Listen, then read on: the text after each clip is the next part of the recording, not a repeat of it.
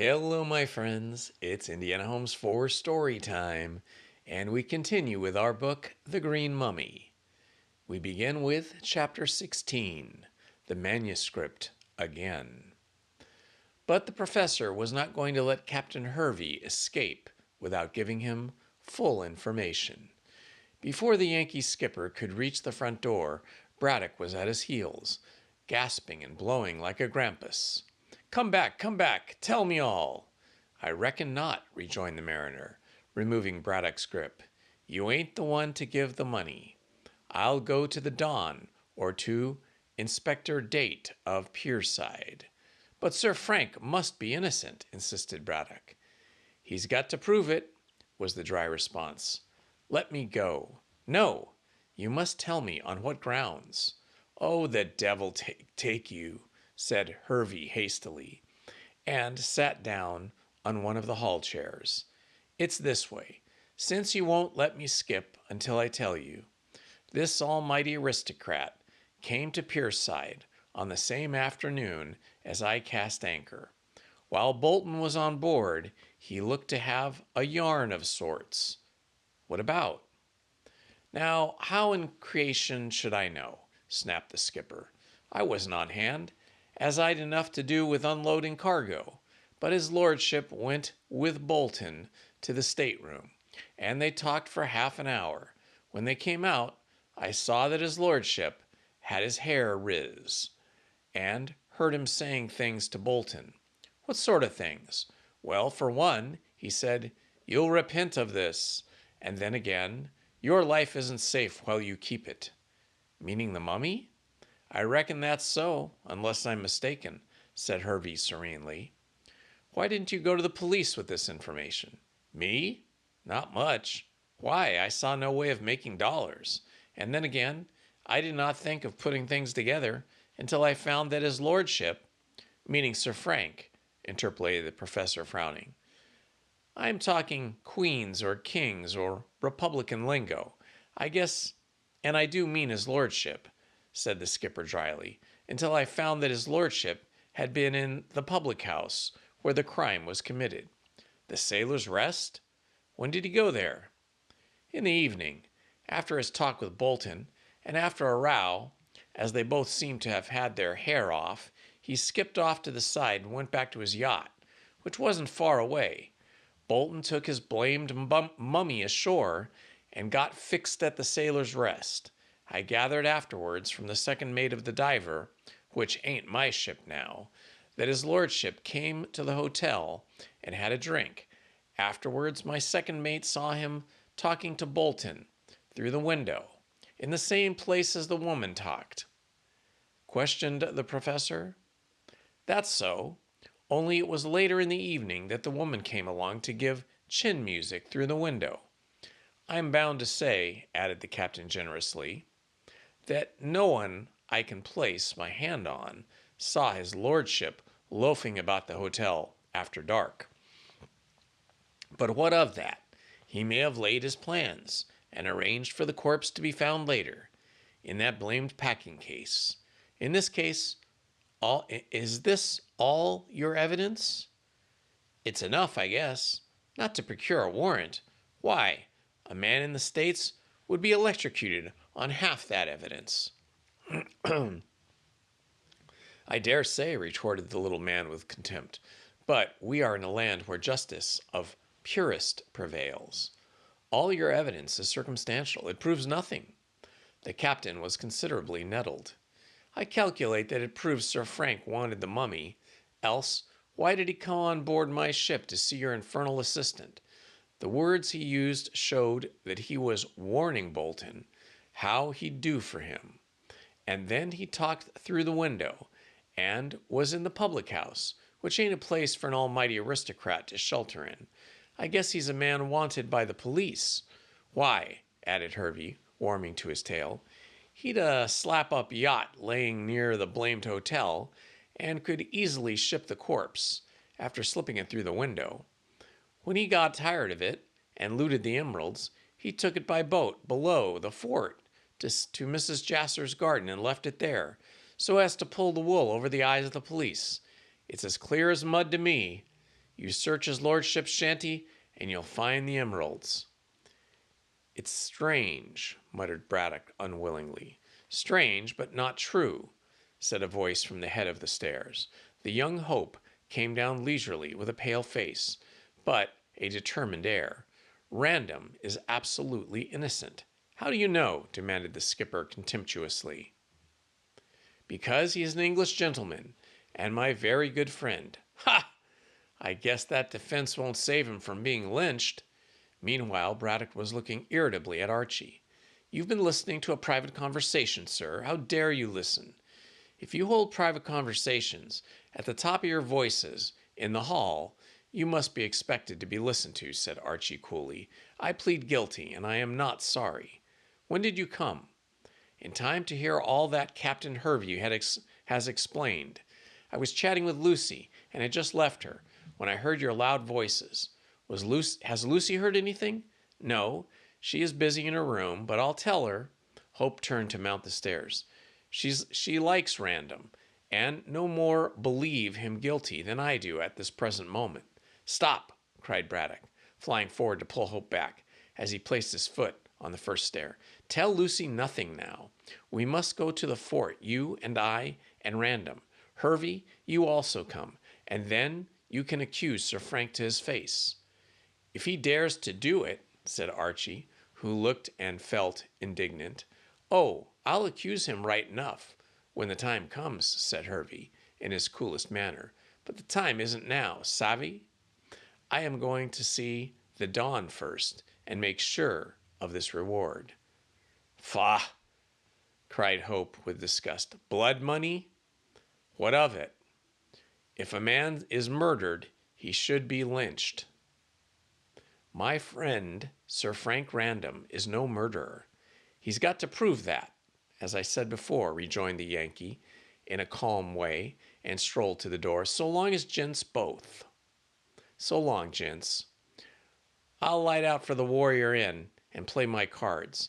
And I may tell you," he added, pausing at the door, which he opened, "that I haven't got that blamed windjammer, so need money to hold out until another steamer comes along.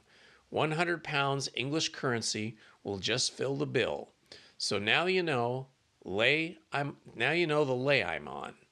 So long," and he walked quietly out of the house, leaving Archie and Braddock looking at one another with pale faces. The assurance of Hervey surprised and horrified them. Still, they could not believe that Sir Frank Random had been guilty of so brutal a crime. "For one thing," said Hope after a pause, "Random did not know where the emeralds were found, or even that they existed." "I understood that he did know," said Braddock reluctantly. "In my hearing, and in your own, you heard Don Pedro state that he had related the story of the manuscript to Random." "You forget that I learned about the emeralds at the same time," said Hope quietly. "Yet this Yankee skipper does accuse me. The knowledge of the emeralds came to Random's ears and to mine long after the crime was committed. To have a motive for killing Bolton and stealing the emeralds, Random would have had to have known when he arrived at England." "And why should he have not known?" asked the professor, biting his lip vexedly. "I don't want to accuse Random, or even to doubt him, as he is a very good fellow, even though he refused to assist me with money when I desired a reward to be offered. All the same, he met Don Pedro in Genoa, and it's just possible that the man told him of the jewels buried with the mummy." Archie shook his head. "I doubt that," said he thoughtfully.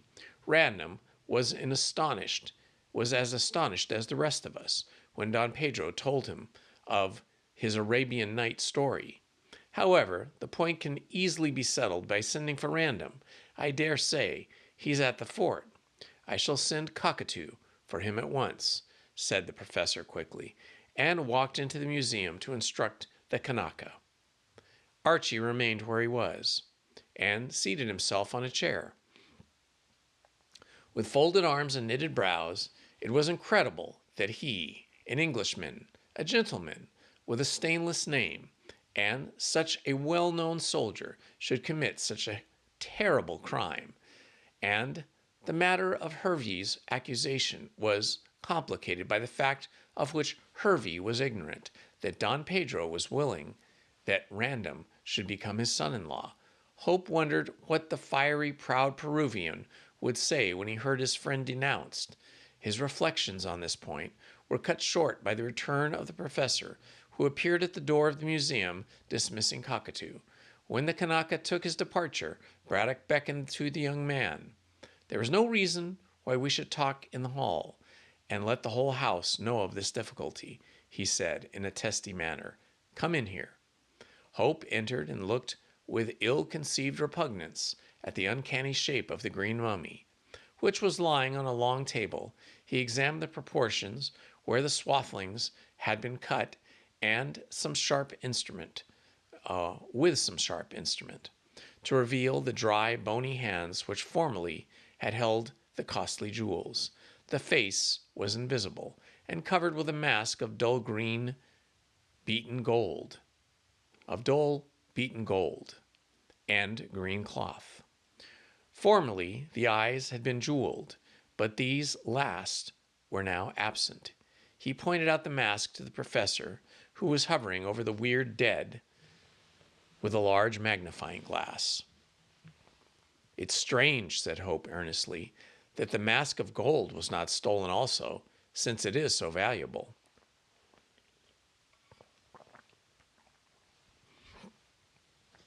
"Unless melted down, the mask could be traced," said Braddock after a pause. "The jewels, according to Don Pedro, are of immense value, and so could have been got rid of easily. Random was satisfied with those." "Don't talk of him in that way, as though his guilt was certain," said Hope, wincing.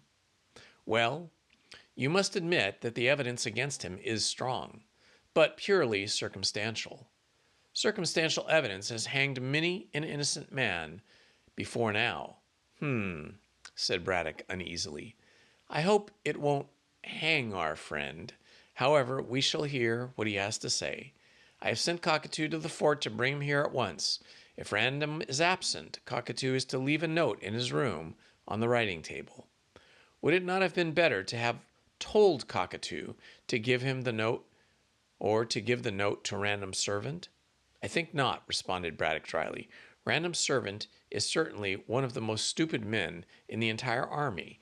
He would probably forget to give him the note, and as it is important that we should see Random at once, it is better that he should find it placed personally on his writing table by Cockatoo, upon whom I can depend."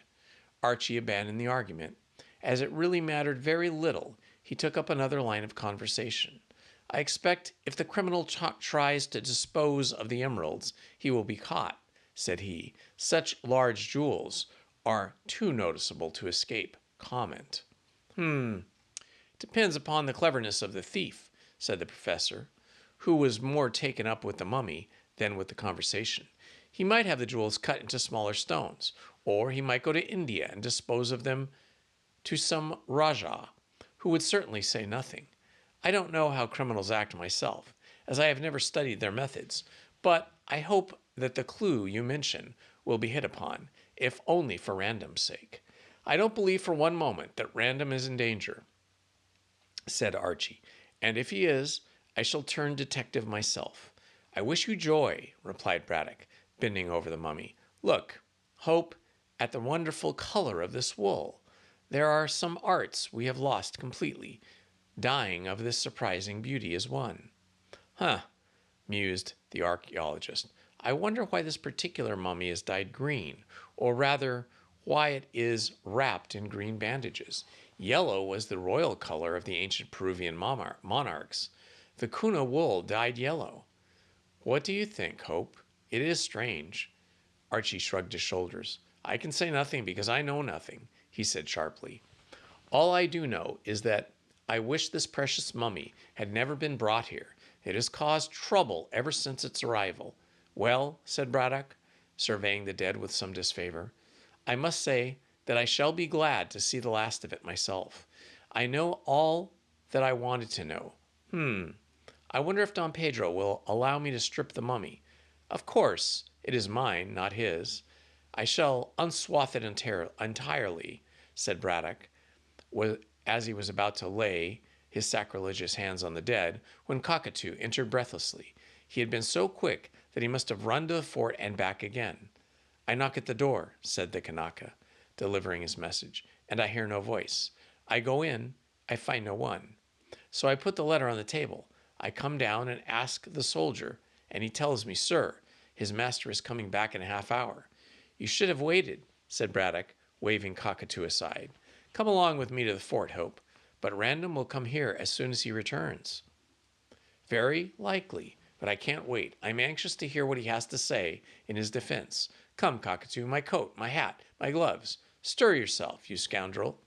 Archie was not unwilling to go, since he was anxious also to hear what Random would say to the absurd accusation brought against him by the Yankee. In a few minutes the two men were walking smartly down the road through the village, the professor striving to keep up with Hope's longer legs by trotting as hard as he could. Halfway down the village they met a trap, and in it Captain Hervey, being driven to the Jessam Railway. "Have you seen Don Pedro?" asked the professor, stopping at the vehicle. "I reckon not," answered Hervey stolidly.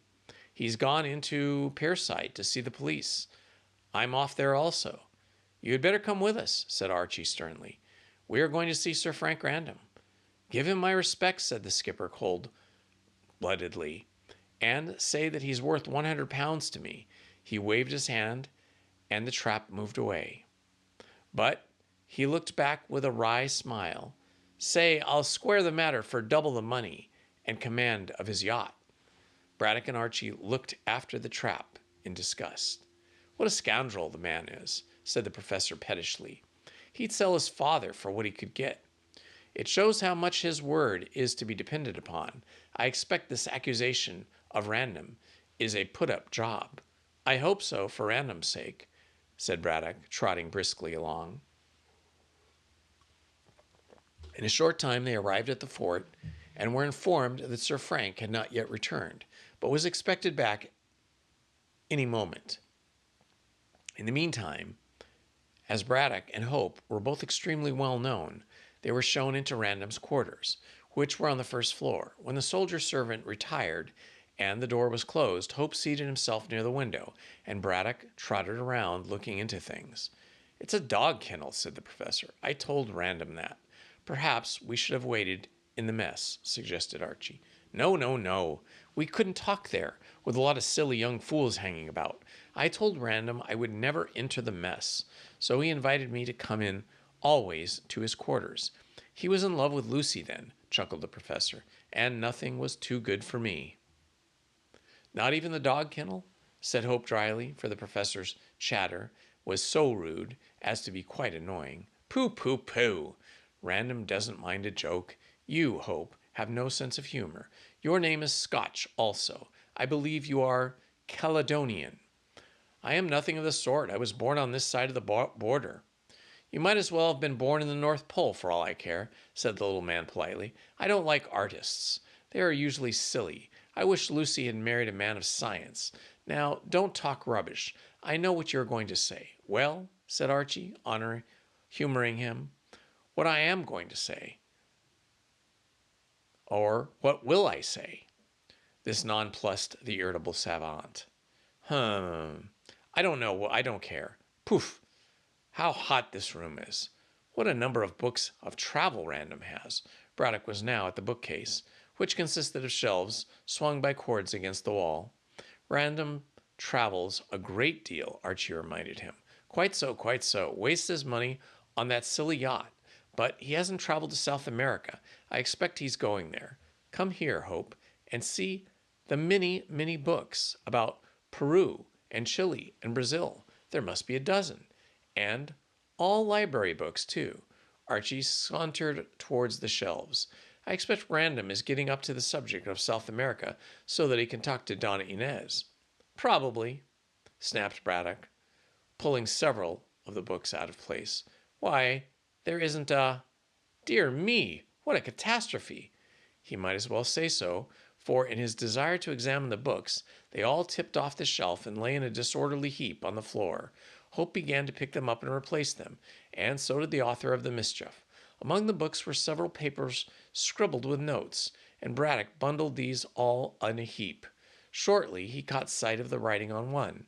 "Hello, Latin," said he, and read a line or two. "Oh," he gasped. "Hope, Hope, the manuscript of Don Pedro." Impossible. Archie rose and stared at the discolored paper. "Sorry to have kept you," said Random, entering at that moment. "You villain!" shouted Braddock furiously. "So you are guilty after all." Very interesting. Chapter 17. Circumstantial Evidence. Random was so taken aback by the fierce accusation of the professor that he stood suddenly still at the door and did not advance into the room. Yet he did not look so much afraid as puzzled. Whatever Braddock might have thought, Hope, from the expression on the young soldier's face, was more than ever satisfied of his innocence. "What are you talking about, Professor?" asked Random, genuinely surprised. "You know very well," retorted the professor. "'Pon my word, I don't," said the other, walking into the room and unbuckling his sword. "I find you here, with the contents of my bookcase on the floor, and you promptly accuse me of being guilty of what? I should like to know. Perhaps you can tell me, Hope."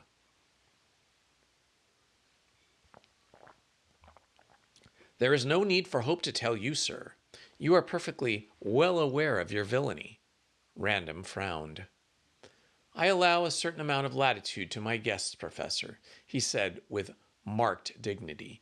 "But for a man of your age and position, you go too far. Be more explicit." "Allow me to speak," intervened Archie, anticipating Braddock. "Random, the professor has just had a visit from Captain Hiram Hervey, who was the skipper of the Diver. He accuses you of having murdered Bolton." "What?" The baronet started back, looking thunderstruck. "Wait a moment.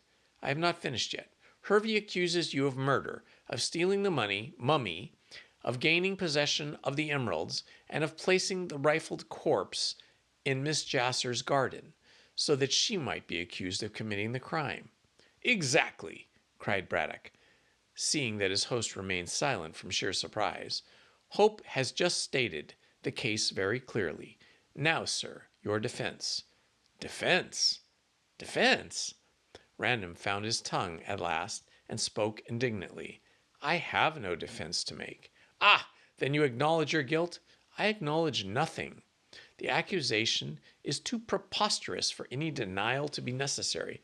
Do you believe this of me?" He looked from one to the other. "I don't," said Archie quickly.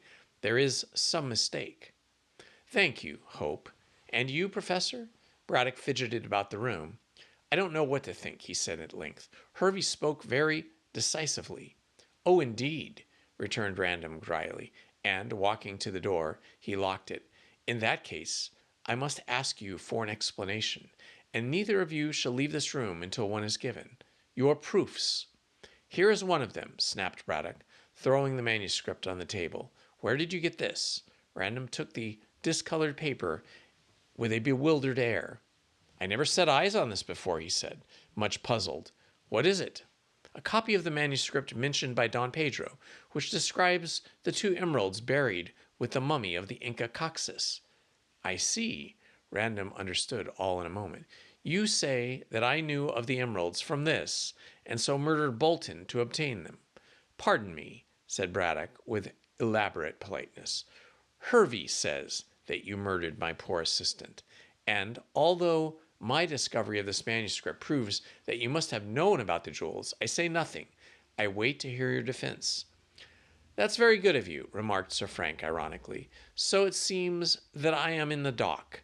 Perhaps the counsel for the prosecution will state the evidence against me," and he looked again from one to the other. Archie shook the baronet by the hand very warmly.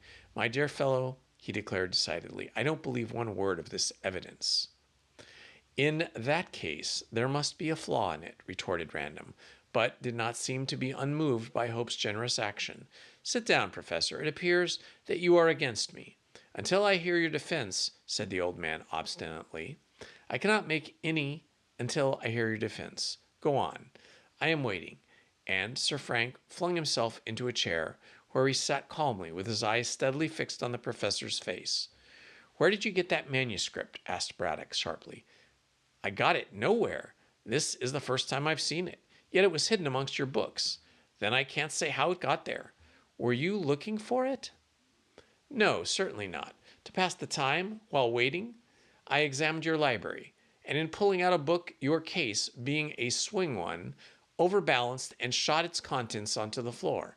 Amongst the papers which fell with the books, I caught a glimpse of the manuscript, and, noting that it was written in Latin, I picked it up, surprised to think that a frivolous young man, such as you are, should study a dead language. A few words showed me that the manuscript was a copy of the one referred to by Don Pedro." "One moment," said Archie, who had been thinking. "Perhaps this is the original manuscript, which De Gallegos has given to you random." "It is good of you to afford me a loophole of escape," said Sir Frank, leaning back with folded arms. "But De Gallegos gave me nothing. I saw the manuscript in his hands when he showed it to all of us at Mrs. Jasser's. But whether this is the original or a copy, I can't say. Don Pedro certainly did not give it to me." "Has Don Pedro been in your quarters?" asked Hope thoughtfully. "No, he has only visited me in the mess. And even if Don Pedro did come in here, for I guess what is in your mind, I really do not see why he should slip a manuscript which he values highly amongst my books." "Then you never really saw this before," said Braddock, indicating the paper on the table, and impressed by Random's earnestness. "How often do you want me to deny it?" retorted the young man impatiently. "Perhaps you will state on what grounds I am accused." Braddock nodded and cleared his throat. "Captain Hervey declared that your yacht arrived at Pierside almost at the same time as his steamer." "Quite right. When Don Pedro received a wire from Malta stating that the mummy had been sold to you, and that it was being shipped to London on the Diver, I got up steam at once and chased the tramp to the port. As the tramp was slow and my boat fast, I arrived about the same time and almost at the same hour, even though Hervey's boat had the start of mine." "Why were you anxious to follow the Diver?" asked Hope. "Don Pedro wished to get back the mummy and asked me to follow. As I was in love with Donna Inez, and still am, I am only too willing to oblige him." Braddock nodded again. "Hervey says that you went on board the Diver and had an interview with Bolton." "That is perfectly true. And my visit was paid for the same reason as I followed the steamer to London. That is, I acted on behalf of Don Pedro. I wished to ascertain for certain that the mummy was on board, and having done so, from Bolton, I urged him to induce you to give back the same, free of charge, to De Gallegos, from whom it had been stolen. He refused, as he declared that he intended to deliver it to you." "I knew I could always trust Bolton," said the professor enthusiastically. "It would have been better for you to have come to me, Random." "I dare say, but I wished, as I told you, to make certain that the mummy was on board. This was the real reason for my visit. But being in Bolton's company, I naturally told him that Don Pedro's claimed the mummy as his property, and warned him that if you or he kept the same, there would be trouble." "Did you use threats?" asked Hope, remembering what he had overheard. "No, certainly not."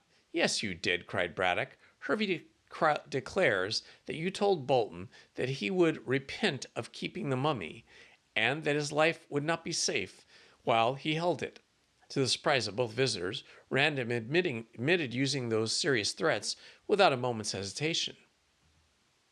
"Don Pedro told me that many Indians, both in Lima and Cusco, who look upon him as the lawful descendant of the Inca, are anxiously expecting the return of the royal mummy. He also stated that when the Indians knew who held the mummy, they would send one of theirs to get it back. If he, Don Pedro, that is, did not fetch it. To get back the mummy, Don Pedro declared that these Indians would not stop short of murder. Hence my warning to Bolton." "Oh!" Archie jumped up with widely opened eyes. "Then perhaps this solves the problem. Bolton was murdered by some Peruvian Indian. Random shook his head gravely. Again, you offer me a loophole of escape, my dear fellow, he said. He said, but that theory will not hold water. At present, the Indians in Lima and Cusco do not know that the mummy has been found. Don Pedro only chanced upon the paper which announced the sale by accident and had no time to communicate with his barbaric friends in South America. Failing to get the mummy from you, Professor, he would have returned to Peru and then would have told who possessed the corpse of the Inca Coxus, leaving the Indians to deal with the matter. In that case, my warning to Bolton would be necessary, but at that time I told him it was not necessary.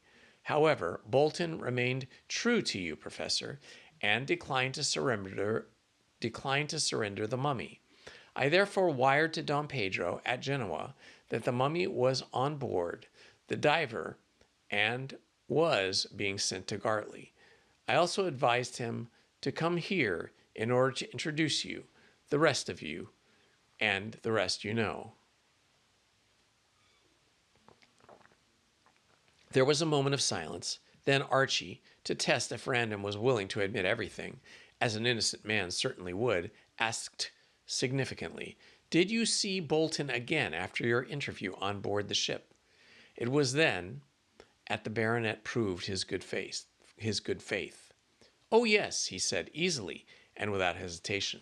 "I was walking about Pierside later, and passing along that waterside alley near the Sailor's Rest, I saw a window on the ground floor, and Bolton looking out across the river. I stopped and asked him when he proposed to take the mummy to Gartley, and if it was on shore. He admitted that it was in the hotel, but he declined to say when he would send it to you. Professor, when he closed his window, I afterwards went into the hotel and had a drink in order to ask casually when Mr. Bolton intended to leave. I gathered not directly, of course, but in a roundabout way, that he had arranged to go the next morning and send his luggage. Then I left and went to London. In the course of my time, I returned here and learned of the murder and the disappearance of the corpse of Inca Coxus. And now," Random stood up, "having admitted all this, perhaps you will believe me to be innocent. You have no idea who murdered Bolton and placed his body in the packing case?" asked Braddock, manifestly disappointed. No more than I have any idea of the person who placed the mummy case and its contents in Mrs. Jasser's garden." "Oh, you know that," said Archie quickly. "Yes, the news was all over the village this morning. I could hardly help knowing it, and I believe the mummy has been taken to your house, Professor." "It has," admitted Braddock dryly. "I took it myself, Mrs. Jasser's arbor, in the hand cart, with the assistance of Cockatoo. But when I made the examination this morning in the presence of Hope and Don Pedro, I found that the swaddlings of the body had been ripped open, and that the emeralds mentioned in the manuscript had been stolen." "Strange," said Random with a frown. "And by whom?" "No doubt the assassin, Sidney Bolton." "Probably." Random kicked a mat straight with his foot. "At any rate, the theft of the emeralds shows that it was not any Indian who killed Bolton. None of them would rifle so sacred a corpse. Besides which, as you may say, the Indians in Peru do not know the mummy has reappeared after 30 years of seclusion," claimed Hope, rising. "Well, and what is it to be now?" For answer, Sir Frank picked up the manuscript, which still remained on the table. "I shall see Don Pedro about this," he said quietly, "and ascertain if it is an original or a copy." Braddock rose slowly and stared at the paper. "Do you know Latin?" he asked. "No," rejoined Random, knowing what the savant meant. "I learned it, of course, but I have forgotten much. I might translate a word or two, but certainly not the hedge priest Latin in which this is written." He looked carefully at the manuscript as he spoke. But who could have placed it in your room? Questioned Archie. We cannot learn anything until we see Don Pedro. If this is the original manuscript, which we saw the other night, we may learn how it passed from one possession of de Gallegos to my bookcase. If it is a copy, then we must learn, if possible, who owned it. Don Pedro said the manuscript or translation had been made of the manuscript, mentioned Hope. Evidently a transcript, said Braddock, glaring at the paper in Random's hand. But how could that find its way from Lima to this place? It might have been picked up or packed up with the mummy, suggested Archie. No, contradicted Random decisively. In that event, the man from Malta, from whom the mummy was bought, would have discovered the emeralds and would have taken them. Perhaps he did. We have nothing to show that Bolton's assassination committed the crime for the sake of jewels. He must have done so, cried the professor irritably, else there is no one motive for the commission of the crime. But I think myself that we must start at the other end of this mystery and find a clue. When we discover who placed the mummy in Mrs. Jasper's garden. That will not be easy, murmured Hope thoughtfully, though, of course, the same must have been brought by a river. Let us go down to the embankment and see if there are any signs. Signs? Yes, signs of a boat having been brought there last night. And he moved to the door. Random? I cannot leave the fort, as I am on duty, replied the officer, putting the manuscript away in a drawer and locking the same. But this evening I shall see Don Pedro, and in the meanwhile I shall endeavor to learn from my servant who visited me lately while I was absent. The manuscript must have been brought here by someone, but I trust, he added as he escorted his two visitors to the door, that you now acquit me of it. Yes, cried Braddock, hastily cutting him short and shaking his hand. I apologize for my suspicions. Now I maintain that you are innocent. And I never believed you to be guilty, cried Hope. Thank you both, said Random sharply. And having closed the door, he returned to a chair near the fire to smoke a pipe and meditate over his future movements. An enemy hath done this, said Random, referring to the concealment of the manuscript, which he could not think who desired to harm him in any way. Chapter 8, Recognition. Lucy and Mrs. Jasper were having a confidential conversation in a small pink drawing room. True to her promise, Miss Kendall had come to readjust matters between the fiery little professor and the widow, but it was not an easy task, as Mrs. Jasper was rightfully indignant at the rash words used to her. As if I knew anything about the matter, she repeated again and again in angry tones. Why, my dear, he is as good as told me I had murdered. Lucy did not let her finish. There, she said, speaking as she would have done to a fretful child. You know what my father is. It seems to me that I am just beginning to learn, said the widow bitterly, and knowing how ready he is to believe ill of me, I think it is better we should part forever. But you will never be Lady Braddock.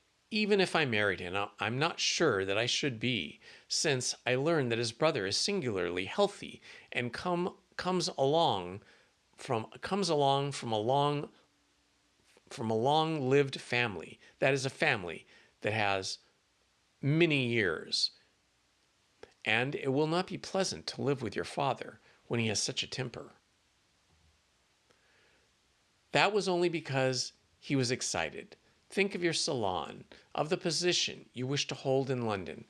Ah, well, said Mrs. Jasper, visibly softening, there is something to be said there. After all, one can never find a man who is perfection, and a very amiable man is usually a fool. One can't expect a rose to be without thorns. But really, my dear, she surveyed Lucy with a mild surprise, you appear to be very anxious that I should marry your father. I want to see my father made comfortable before I marry Archie. And that said, the girl blushed. Of course, my father is quite a child in household affairs and needs everything done for him. Archie, I am glad to say, is now in a position to marry me in spring. I want you to be married about the same time, and then you can live in Gartley and... No, my dear, said Mrs. Jasser firmly. If I marry your father, he wishes us to go at once to Egypt in search of this tomb. I know that he wants you to help with the money left to you by your late brother, but surely you will not go up the Nile yourself.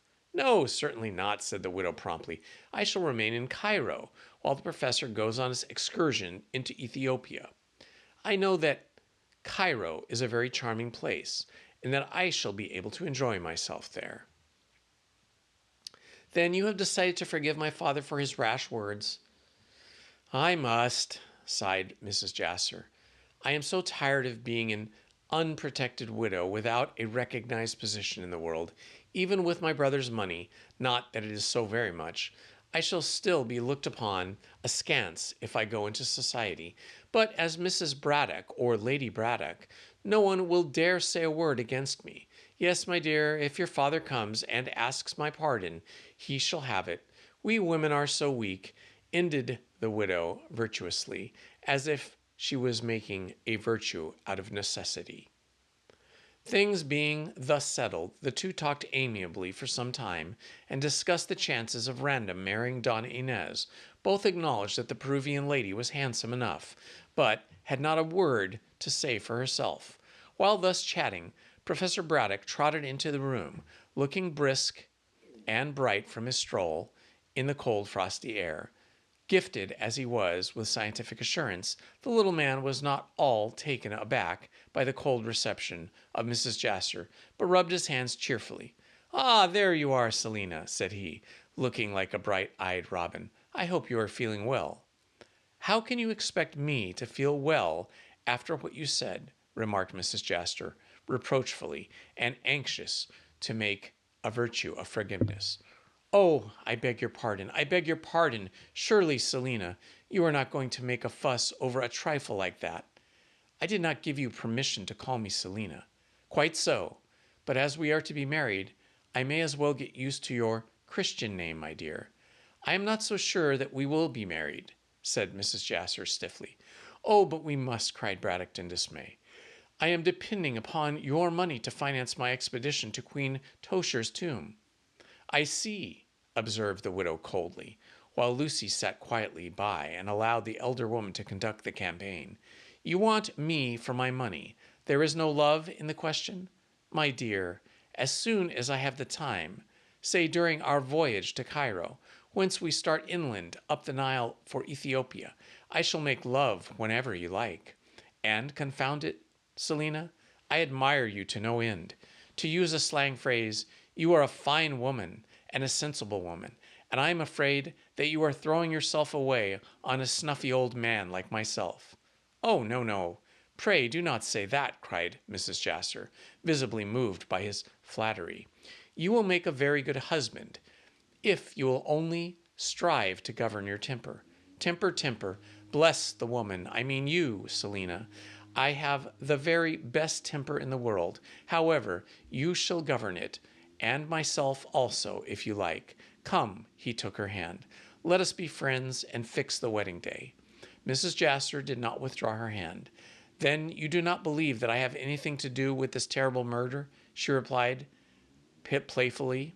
No, no. I was heated last night. I spoke rashly and hastily. Forgive and forget, Selina. You are innocent, quite innocent, in spite of the mummy being in your confounded garden. After all, the evidence is stronger against Random than against you. Perhaps he put it there. It's on his way. He's on his way to the fort, you see. Never mind. He has exonerated himself, and no doubt, when confronted with Hervey, will be able to silence that blackguard. And I am quite sure that Hervey is a blackguard, ended Braddock, rubbing his bald head. The two ladies looked at one another in amazement, not knowing what to say.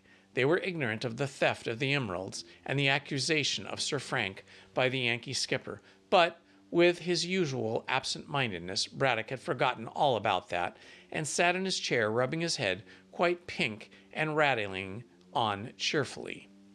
I went down with Hope to the embankment, he continued, but neither of us could see any sign of a boat.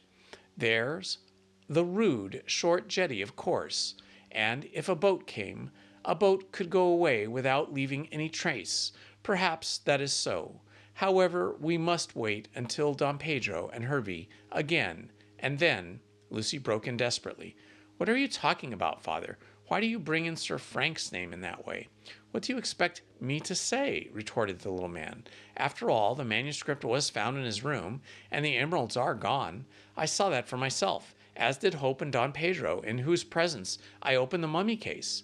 Mrs. Jasser rose in astonishment. Are their emeralds gone? She gasped. Yes, yes, yes, cried Braddock irritably. I am not telling you so. I almost believe in Hervey's accusation of random, and yet the boy exonerated himself very forcibly indeed. Will you explain all that has happened, Father? Said Lucy, who was becoming more and more perplexed by this rambling chatter. We are all quite in the dark. So am I, Hope. So, in every one, chuckled Braddock. Ah, yes, of course, you were not present at these events, and when they took place. What events? What events? Demanded Mrs. Jasser, now quite exasperated. I am about to tell you, snapped her future husband, and related all that had taken place since the arrival of Captain Hervey in a museum at the Pyramids. The women listened with interest and with growing astonishment, only interrupting the narrator with a simultaneous exclamation of indignation when they heard that Sir Frank was accused. It is utterly and wholly absurd, cried Lucy angrily. Sir Frank is the soul of honor. So I think, my dear, chimed in Mrs. Jasser. And what does he say? Braddock interrupted. I'm about to tell you, if you will stop talking, he cried crossly. That is also like a woman. She asks for an explanation and then prevents the man from giving it. Random offers a very good defense, I am bound to say, and he detailed what Sir Frank had said. When the history was finished, she rose to go. I shall see Archie at once, she said, moving hastily towards the door. What for? Demanded her father benignly. Lucy turned. This thing can't go on, she declared resolutely. Mrs. Jasser was accused by your father. Only in a heated moment, cried the professor, accusing him himself. Never mind. She was accused, retorted Lucy stubbornly. And now this sailor accuses Sir Frank? Who knows who will be charged next with committing the crime? I shall ask Archie to take the matter up and hunt down the real criminal until the guilty person is found. I foresee that we shall never have a moment's peace. I quite agree with you, said Mrs. Jasser earnestly. For my own sake, I wish the matter of this mystery to be cleared up. Why don't you help me? She added, turning to Braddock, who was listening placidly. I am helping, said Braddock quietly. I intend to set Cockatoo on the trail at once. He shall take up his abode in the Sailor's Rest on some pretext, and no doubt will be able to find a clue. What? Cried the widow incredulously. A savage like that? Cockatoo is much cleverer than the average white man, said Braddock dryly, especially in following a trail. He, if anyone, will learn the truth. I would much rather trust the Kanaka than young Hope. Nonsense, cried Lucy, standing up for her lover. Archie is the one to discover the assassin. I see him at once. And you, Father? I, my dear, said the professor calmly, shall remain here, and my place is here with Mrs. Braddock. You have made it already, said the widow graciously, and extended her hand, which the professor kissed unexpectedly, and then sat back in his chair, looking quite abashed at his outburst of gallantry. Seeing that everything was going well, Lucy left the elderly couple to continue their courting. and hurried to Archie's lodgings in the village. However, he happened to be out, and his landlady did not know when he would return. Rather annoyed by this, since she greatly desired to unbosom herself, Miss Kendall walked disconsolately toward the pyramids. On the way, she was stopped by the widow Anne, looking more dismal and funereal than ever, and garrulous, with copious draughts of gin. Not that she was intoxicated, but her tongue was loose, and she wept freely for no apparent reason. According to herself, she had stopped Lucy to demand back from Mr. Hope, through the girl, certain articles of attire which had been borrowed for artistic purposes. These, consisting of a shawl and a skirt and a bodice, were of extraordinary value, and Mrs. Bolton wanted them back or their equivalent in value. She mentioned that she would prefer the sum of £5. "Why do you not ask Mr. Hope yourself?" said Lucy, who was too impatient to bear the old creature's misunderstandings and meanderings and wanderings. "If you give him the things, he will no doubt return them." "If they aren't spilled with paint," wailed the widow Anne. "He told my Sid as he wanted them for a model to wear while being painted. Sid asked me, and I gave them to Sid, and Sid, he passed them along to your good gentleman. There was a skirt, as good as new, and a body of a dress trimmest beautiful, and a tartan shawl I got from my mother. But no," the old woman corrected herself, "it was a dark shawl, with red spots on it." "Ask Mr. Hope, ask Mr. Hope," cried Miss Kendall impatiently. "I know nothing about these things." And she tore her dress from the widow Anne's detaining hand to hurry home. Mrs. Bolton wailed aloud at the desertion, and took her way to Hope's lodgings, where she declared her determination to remain until the artist restored her apparel. Lucy, for the moment, thought little of this interview, but on reflection she thought it was strange that Archie should borrow clothes from Mrs. Bolton through Sidney. Not that there was anything strange in Archie's procuring such garments, since he may have wanted them to clothe a model with, but he could easily have got such things from his landlady or from widow Anne, could have borrowed them direct without appealing to Sidney. Why, then, had the dead man acted as an intermediate party? This question was hard to answer. Yet Lucy greatly wished for a reply, since she suddenly remembered how a woman in a dark dress with a dark shawl over her head had been seen by Elza Flight, the housemaid at the Sailor's Rest, talking to Bolton through the window. Were the garments borrowed as a disguise? And did the person who had borrowed them desire that it should be supposed that widow Anne was talking to her son? There was a chill hand clutching Lucy's heart as she went home, for the words of Mrs. Bolton seemed indirectly to implicate Hope in the mystery. She determined to ask him about the matter straight out when she came in that night to pay his usual visit. At dinner, the professor was in excellent spirits, and actually became so human as to compliment Lucy and her housekeeping. He also mentioned that he hoped Mrs. Jasper would cater as excellently. Over coffee, he informed his stepdaughter that he had entirely won the widow's heart by abasing himself at her feet and withdrawing the accusation. They had arranged to be married in May, 1 or 2 weeks after Lucy became Mrs. Hope. In the autumn, they would start for Egypt and would remain abroad for a year or more. In fact, said the professor, setting down his cup and preparing to take his departure, everything is now settled excellently. I marry Mrs. Jasper. You, my dear, marry Hope. And Sir Frank marries Donna Inez, finished Lucy quickly.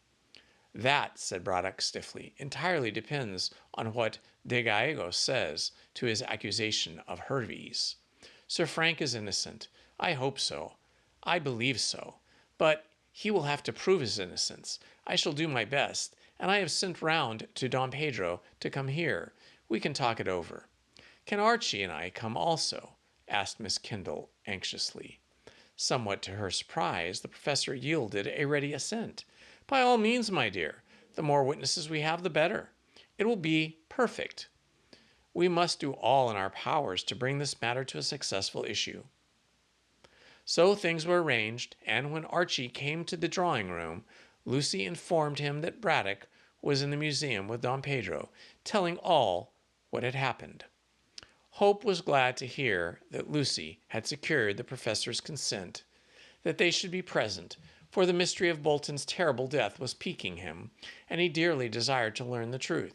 As a matter of fact, although he was unaware of it, he suffering from an attack of detective fever and wished to solve the mystery. He therefore went gladly into the museum with his sweetheart. Oddly enough, as Lucy recollected, when it was too late to speak, she quite forgot to relate that Widow Anne had said that he had borrowed clothes and needed to return them. Don Pedro, looking more stiff and dignified than ever, was in the museum with Braddock. The two men were seated in comfortable chairs, and Cockatoo, some distance away, was polishing with a cloth the green mummy case of the fatal object which had brought all the trouble. Lucy had half expected to see Don Inez, but De Gallegos explained that he had left her writing letters to Lima in the Warrior Inn. When Miss Kendall and Hope were seated, the Peruvian expressed himself much surprised at the charge which had been brought against Sir Frank. If I can speak of such things in the presence of a lady, he remarked, bowing his head to Lucy. Oh, yes, she answered eagerly. I have heard all about it and heard the charges. And I am glad that you are here, Don Pedro, for I wish to say that I do not believe there is a word of truth in the accusation. Nor do I, asserted the Peruvian decisively. I agree, cried Braddock, beaming. And you, Hope? I never believed it, even before I heard Random's defense, said Archie with a dry smile. Did you not see Captain Hervey yourself, sir? He added, turning to Don Pedro. He started for Pierside to look you up. I have not seen him, said De Gallegos in a stately way, and I am very sorry, as I desire to examine him about the accusation he had dared to bring against me and my very good friend, Sir Frank Random. The unexpected happened, as though some genie had obeyed the commands, as though transported into the room by magic. The American skipper appeared, not through the floor, but through the door. A female domestic admitted him and announced his name, then fled to avoid the anger of her master, seeing she had violated the sacred precincts of the museum. Captain Hervey, amused by the surprise visible on every face, sauntered forward, hat on head, and cheroot in his mouth as usual.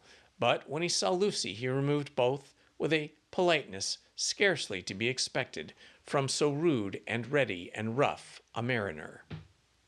I beg your pardon for coming here uninvited, said Hervey awkwardly, but I have been chasing the Don all over Pierside and through this village. They told me at the police office that he spoke to Don Pedro Diegos, had trouble on your trail, so here I am for a little private conversation. The Peruvian looked gravely at Hervey's face, which was clearly revealed in the powerful light of the many lamps of the museum, and rose to bow. I am glad to see you, sir, he said politely, and with a still more searching glance, and with permission of our host, I shall ask you to take a chair, and he turned to Braddock. Certainly, said the professor fussily. Cockatoo. Pardon, allow me, said De Gallegos, and brought forward a chair, still keeping his eyes on the skipper, who was rather confused by the courtesy. Will you be seated, senor? Then we can talk. Hervey sat down quietly close to the Peruvian, who then leaned forward to address him. You will have a cigarette? He asked, offering a silver case. Thanks, no. I'll smoke the cheroot if the lady don't mind. Not at all, replied Lucy, who, along with Archie and the professor, was puzzled by Don Pedro's manner. Please smoke. In taking back the case, Don Pedro allowed it to drop. As he made no motion of picking it up, Hervey, although annoyed with himself for his politeness towards a yellow stomach, as he called De Gallegos, was compelled to stretch for it. As he handed it back to Don Pedro, the Peruvian's eyes lighted up, and he nodded gravely. Thank you, Vasa. said De Gallegos, and Hervey, changing color, leaped from his seat as though he was touched by a spear point. That is most interesting. So it appears that the skipper, Hervey, is not the American skipper Hervey, but is in fact Vasa. We will learn more of this when we read again next time. This has been Indiana Homes for Storytime. Good night. Please hit the like button, subscribe, and hit the notifications button. Thank you very much.